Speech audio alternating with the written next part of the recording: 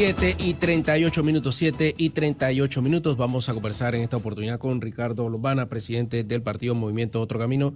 Buenos días, don Ricardo. Bienvenido a Radio Panamá. Buenos días, Enrique, y buenos días a toda la audiencia. Un gusto estar con ustedes. Está en la palestra el tema de los medicamentos, la compra, lo que ha dicho el vicepresidente versus lo que aseguran algunos médicos y miembros que pertenecen al Seguro Social del desabastecimiento. Y revisaba las redes sociales y entiendo que inclusive usted ha planteado una nueva alternativa o una propuesta ante esta situación. ¿Cuál sería la posibilidad que plantea Ricardo Lombana para mejorar el problema que hemos sufrido los panameños durante décadas en cuanto a la compra de medicamentos? Mira, por 30 años, o tal vez un poquito más, todos los gobiernos que han pasado cada 5 años compartiéndose el poder, y algunos de ellos que hoy aspiran a regresar, todos han conocido cuál es el problema y ninguno se ha atrevido a resolverlo porque ninguno quiere meterse con intereses económicos y con intereses de negocios, pero han puesto al pueblo por detrás o han puesto al pueblo. Sí, disculpe. Sí quiero ser presidente porque me atrevo a... Sí, buenos días. Sí, vamos, Buenos días. un segundito. Vamos, don Jaime, para... Vete.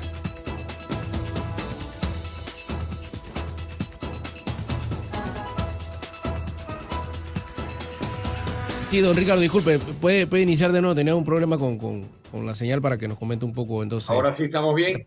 Sí, estamos bien, estamos bien. Ok, cualquier cosa me avisan y disculpen ustedes también. No se preocupe.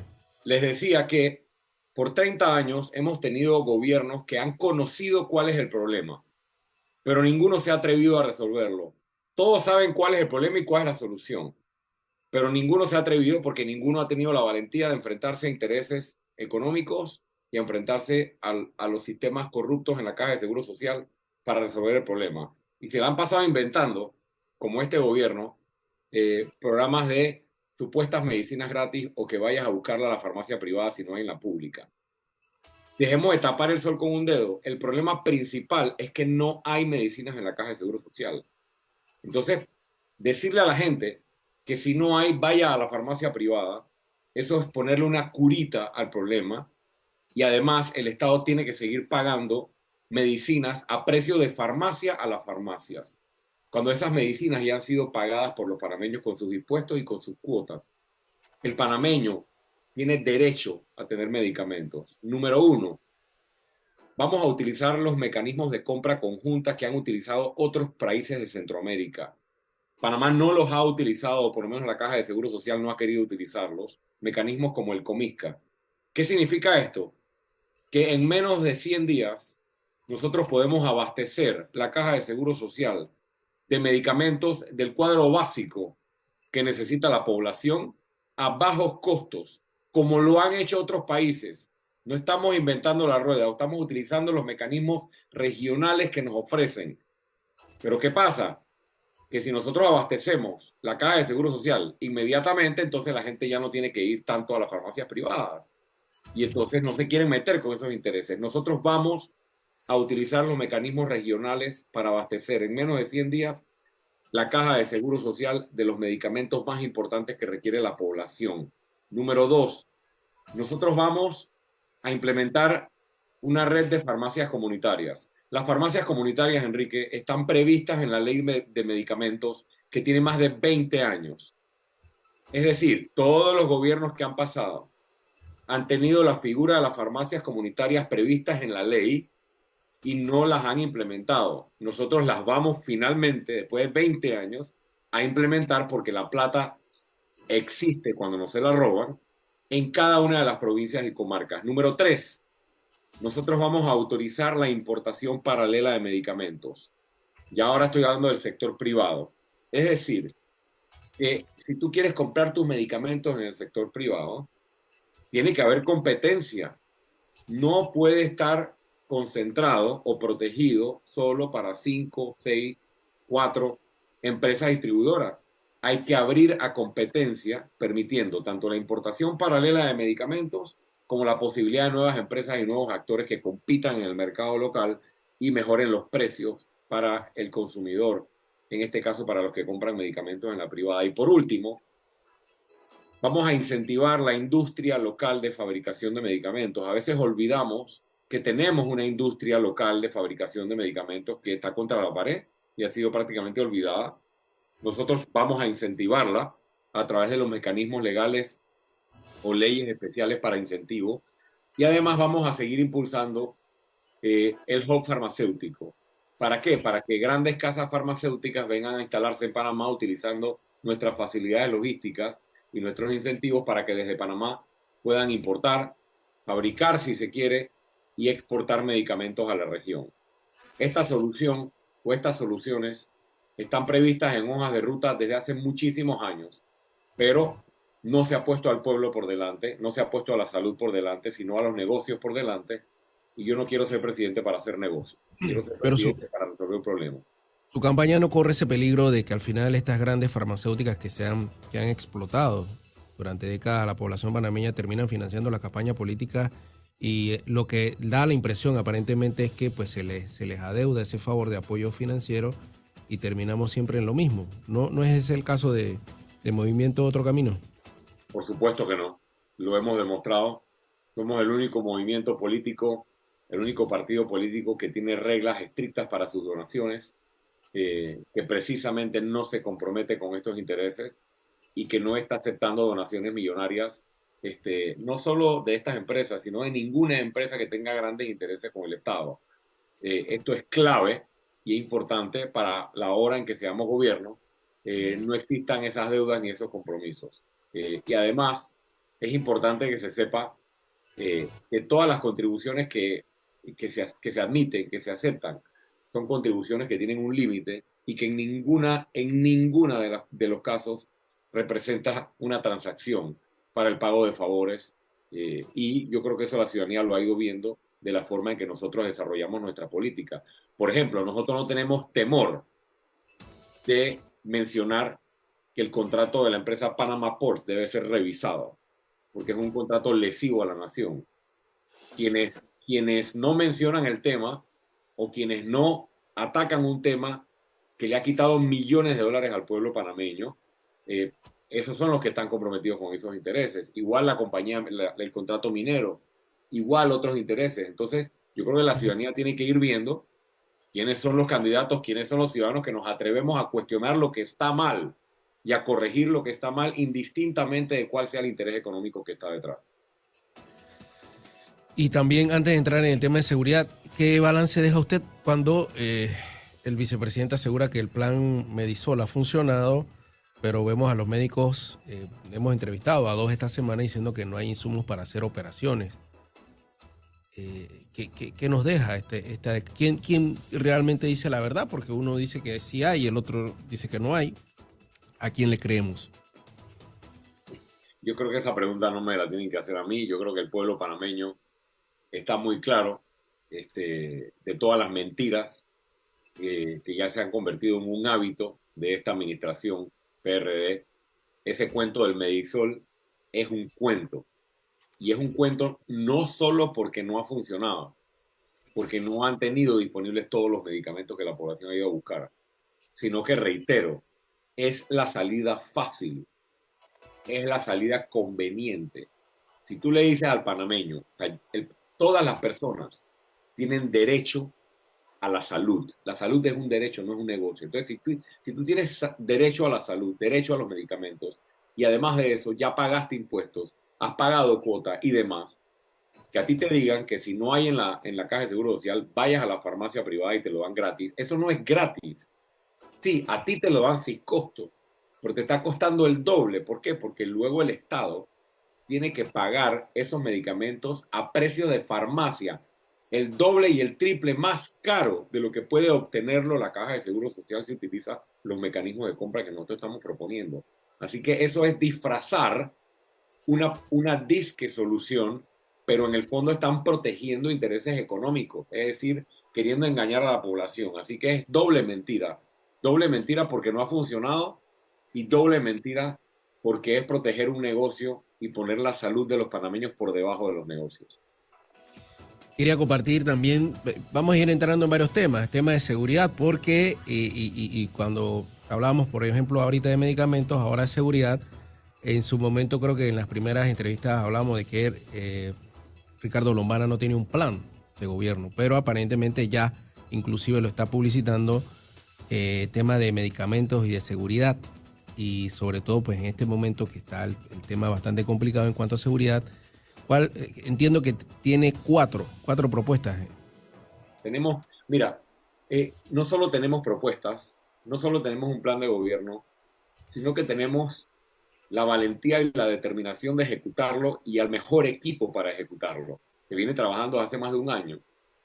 Eh, Nosotros hemos escuchado, leído los ataques de que Lombana no tiene un plan, Lombana no tiene un plan, ataques muchas veces infundados, y nosotros siempre hemos dicho que tenemos plan, tenemos cronograma de acción, tenemos propuestas, pero tenemos lo que ninguno de los otros tiene y ha presentado, y es la determinación, la valentía y el atreverse, porque nosotros sí nos atrevemos a enfrentarnos a cualquier interés, sea un interés económico, sea un interés político, o sea incluso intereses criminales que están quitándole a la población el sueño de tener un mejor futuro y la esperanza de tener un mejor futuro.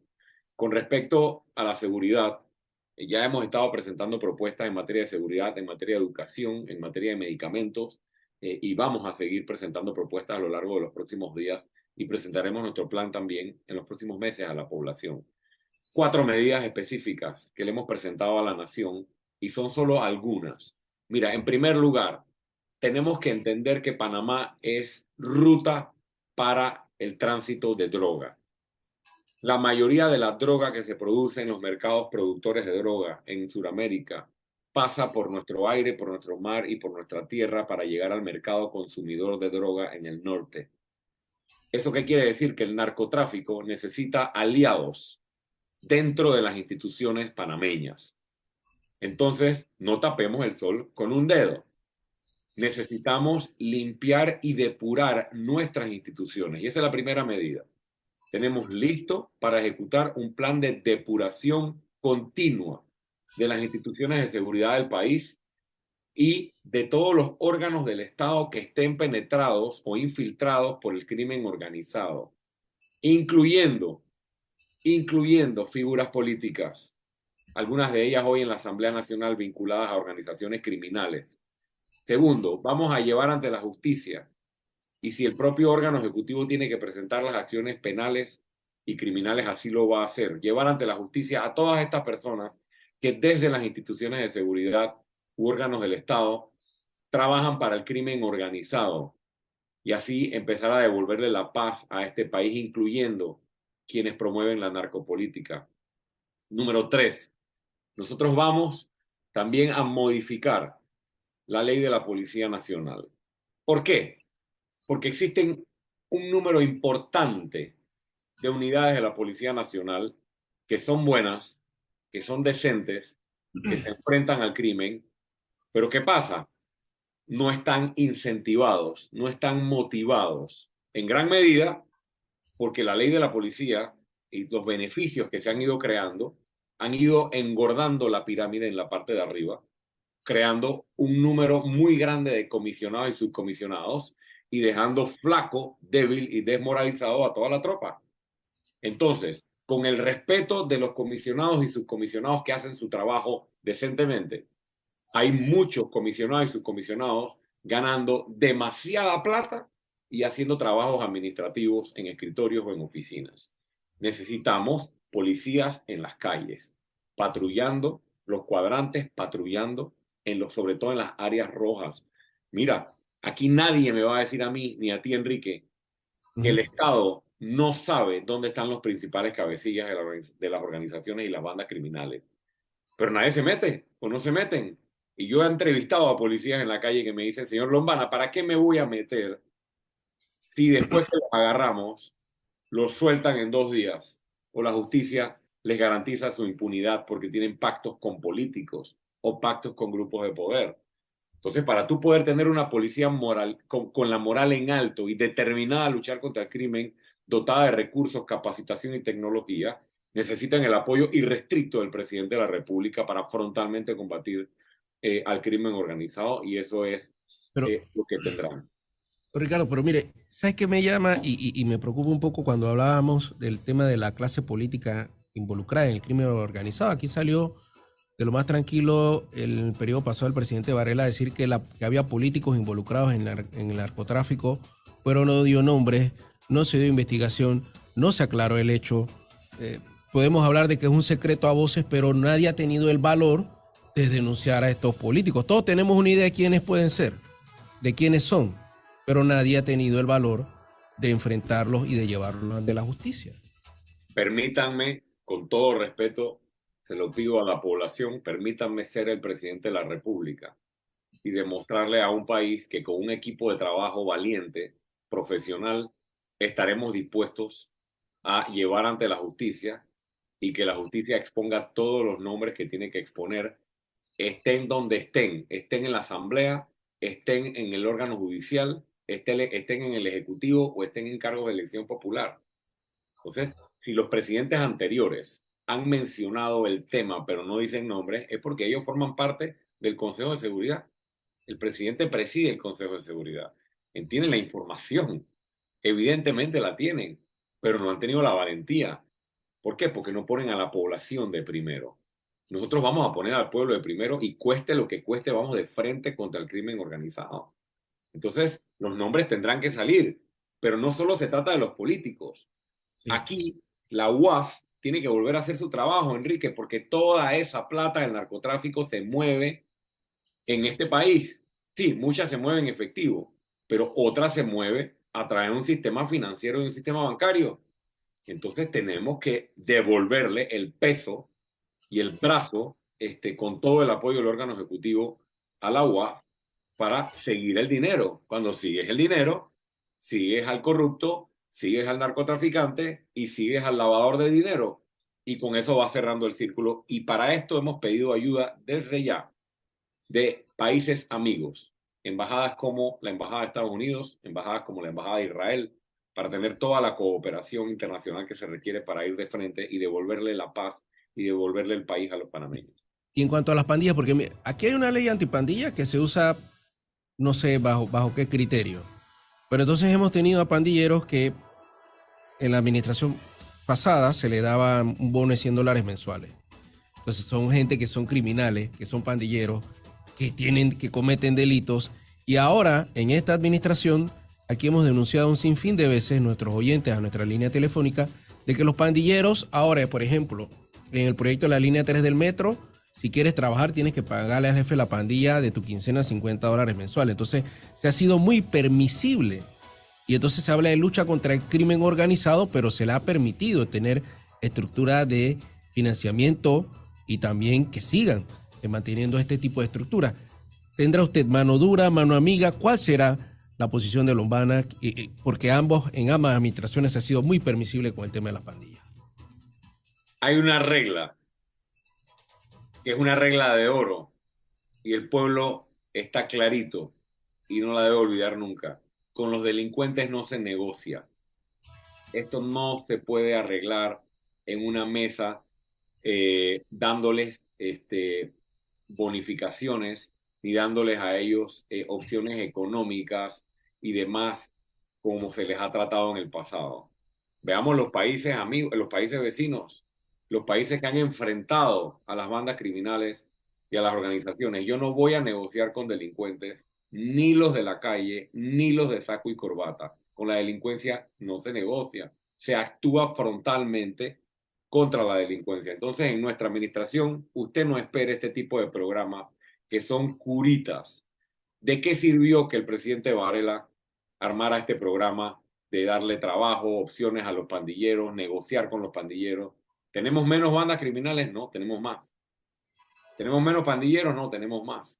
Entonces el tiempo sigue pasando y lo que antes era algo que venía de narcopolítica, algo que venía de crimen organizado, ya está aquí. y ya es una realidad que hay que enfrentar.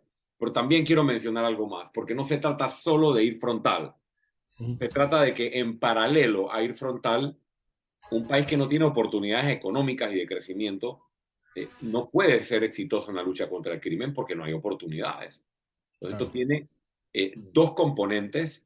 Está la parte de la represión, en la que es claro cuáles son una serie de medidas que se van a impulsar con el apoyo irrestricto de la Presidencia de la República, pero también tiene en paralelo una reactivación económica y generación de empleo inmediata desde que se asuma gobierno, tanto con el apoyo masivo a la micro y pequeña empresa como la generación de empleo en el sector formal. Y por último, no dejo de mencionar porque siempre está ausente esto, educación, cultura y deporte. Ningún país arregla el problema de manera definitiva si no apuesta también a darle una política pública o a desarrollar una política pública agresiva en materia deportiva, en materia cultural y en materia educativa. Con esos dos ejes en gobierno, con un equipo comprometido a enfrentar esta realidad, iremos poco a poco saliendo de esta situación y devolverle, como te decía, la paz a los panameños. Bien, mañana, 1 de julio, ya último periodo de sesiones ordinarias de la Asamblea Nacional. Se espera un discurso del presidente saliente y también del presidente de la República. ¿Qué espera Ricardo Lombano? ¿Qué podemos esperar los panameños de lo que será ese evento el día de mañana? Este cambio, ya del último año de esta administración. Nada, nada, no espero nada y no esperaba nada en el discurso o en el informe de la Nación anterior, porque ha sido igual. O sea, el presidente de la República eh, ha defraudado, e incluye al vicepresidente de la República, a todo un país, porque se alejó de lo que prometió y de lo que se comprometió en campaña, y se alejó de lo que juró con su mano en la Constitución.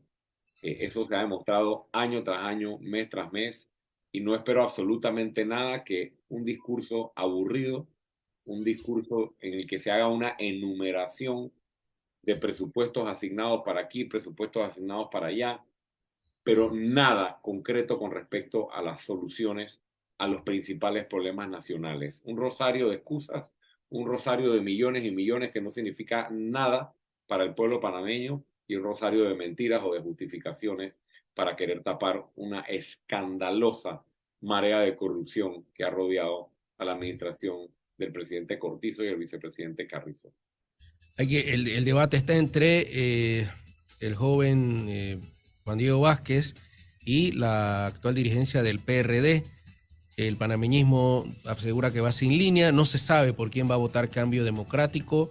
Seguirán los diputados Benicio Robinson y Raúl Pineda manteniendo el control sobre lo que ocurre dentro de la Asamblea Nacional, o se dará una alianza estratégica en esta oportunidad. Estará por verse, estará por verse. Eh, Ojalá la Asamblea nos diera la sorpresa, ¿no? Y apoyaran masivamente o por mayoría al diputado Juan Diego Vázquez para que pudiera presidir la Asamblea. Pero creo que esto es de pronóstico reservado, ¿no? Sí. Porque detrás de cámaras se pueden llegar a muchos acuerdos y yo creo que hay que esperar.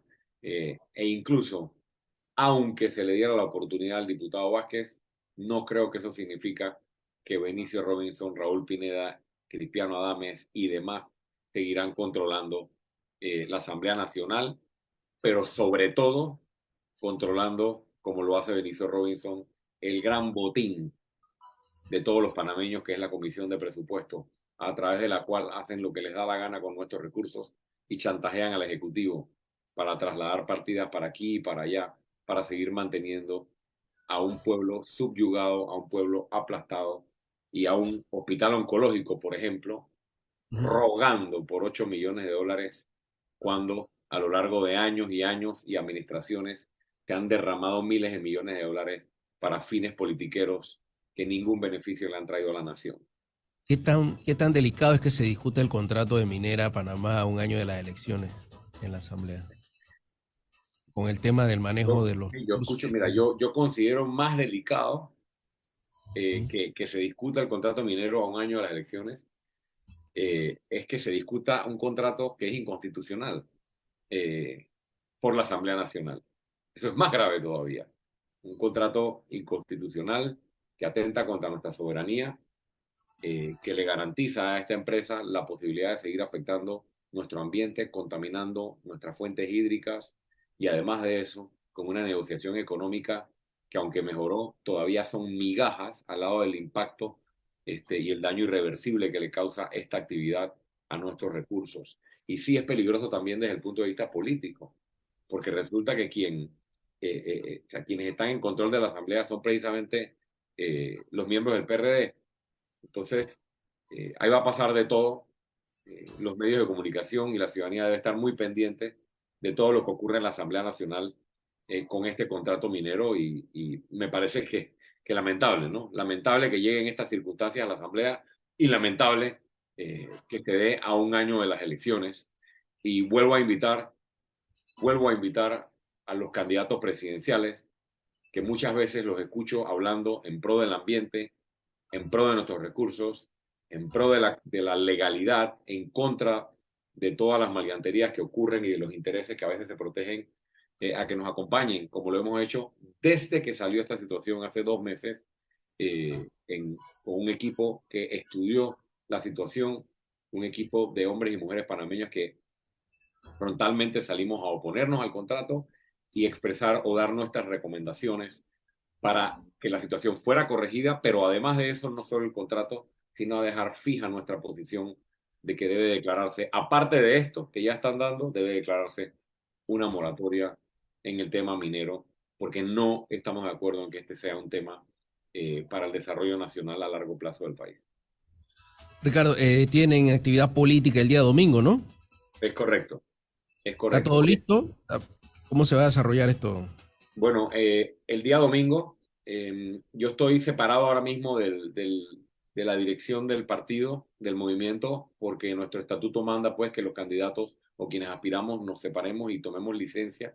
Sin embargo, sí te puedo compartir que nuestros equipos nos han informado que está todo listo.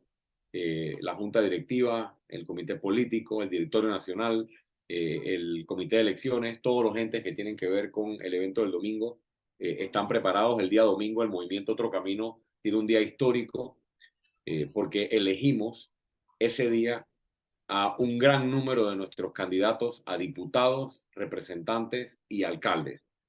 Y hay cerca de 500 personas en este proceso que se han presentado como aspirantes en todo el país y será la culminación en este caso, o por lo menos un paso muy importante de lo que visualizamos, Enrique, hace 4 años cuando tomamos la decisión de constituirnos en un partido político. Porque Sí. antes, como candidato independiente, yo estaba solo, ahora tenemos toda una estructura nacional de candidatos. Así que le deseamos lo mejor a todos los aspirantes y ya conoceremos pues el día domingo cuáles serán o cuál será un porcentaje importante de nuestros candidatos a diputados, representantes, alcaldes y luego tendremos hasta el 31 de octubre para completar todas las vacantes y también los acuerdos a los que lleguemos con los aspirantes independientes también. Pero se ha cuestionado, Ricardo, la reserva del 50% de las curules. Se habló en su momento también de que el PRD lo hacía y ahora por qué Otro Camino hace esa reserva de curules y no amplía esa gama de participación. ¿Qué ha ocurrido en ese sentido? No es lo mismo y no es lo mismo, es muy distinto y explico por qué. Sí. Eh, nosotros, ese 50% aproximadamente que mencionas, no es solo de reservas. Nosotros tenemos un porcentaje de cargos para los cuales no tenemos aspirantes. Recordemos que este es un partido nuevo, ¿ok? Un partido nuevo, no como el PRD que tiene tantos años y tantos millones de dólares, es un partido nuevo. ¿Eso qué quiere decir? Que hay un porcentaje de cargos para los cuales nosotros no tenemos candidatos, o sea, no se postuló nadie. Entonces, cuando yo hablo del 50%, hablamos del 50% de reservas, no es así. Ese 50 tiene que partirlo en dos pedazos. Ahí hay un pedazo, que puede ser aproximadamente la mitad, que se está reservando para las alianzas con los independientes. Pero hay otro porcentaje, Enrique, de Sí. vacantes, es decir, cargos para los cuales no hay aspirantes, que también podemos completar de aquí hasta el 31 de octubre. Entonces la situación es muy distinta y no se trata de que hemos reservado el 50%, sino que eso se divide en dos situaciones. Entonces, cuando me habla de dos situaciones, entiendo que un 25% va a ser postulado directamente porque no tenían competencia y el otro 25% sería para los independientes. ¿Es así? Un, un porcentaje aproximado, estoy dando números aproximados. Sí, sí, vamos a... No tenemos candidatos, nadie se ha postulado. Un partido Ok. nuevo, un partido pequeño ahora mismo. Entonces, en esos lugares donde no tenemos candidatos, nosotros tenemos hasta el 31 de octubre para completarlo. Estamos en un proceso de reclutar nuevos candidatos que hoy no están en la palestra porque no se presentaron las postulaciones. Pero existe otro porcentaje en el que sí tenemos aspirantes, pero también hay aspirantes de la libre postulación. Entonces, ahí tenemos obviamente que dejarlos no asignados o guardarlos para concluir o poder tener espacio para concluir nuestras conversaciones con los grupos independientes. El movimiento de Otro Camino solo haría alianza entonces con facciones independientes. Eso ha quedado bastante claro, ¿no? Pero por lo menos por ahora. Hasta ahora sí hemos dejado claro, pero me gustaría ampliar un poco más. No se trata solamente de alianzas con independientes. Se trata de alianzas con independientes y miembros de partidos políticos o bloques de partidos políticos que estén de acuerdo con esta visión. Porque a veces cometemos el error, Enrique, de trazar la línea entre los no inscritos y los inscritos. Hay mucha gente inscrita en partidos que está hastiada del sistema político que representan los partidos tradicionales. Entonces, sí, estamos dispuestos también en su momento a hacer acuerdos y a hacer alianzas con estos bloques o incluso aspirantes a representantes o alcaldes de partidos políticos que estén de acuerdo con nuestra visión, que de repente no encontraron espacio dentro de sus organizaciones, precisamente por eso, y que podrían también ser postulados o figuras postuladas por nuestro partido o nuestro movimiento, y estamos haciendo todos los esfuerzos, como lo he dicho antes, por unificar a un bloque independiente de cara a las elecciones del 2024 y no dividir el voto. Bueno, muchas gracias, don Ricardo Lombana, por conversar con nosotros aquí en Radio Panamá, hablar un poco de política, de su propuesta y también de algunos temas de interés nacional. Que tenga buenos días. Buenos días a ustedes, Enrique. Saludos y gracias. Bueno.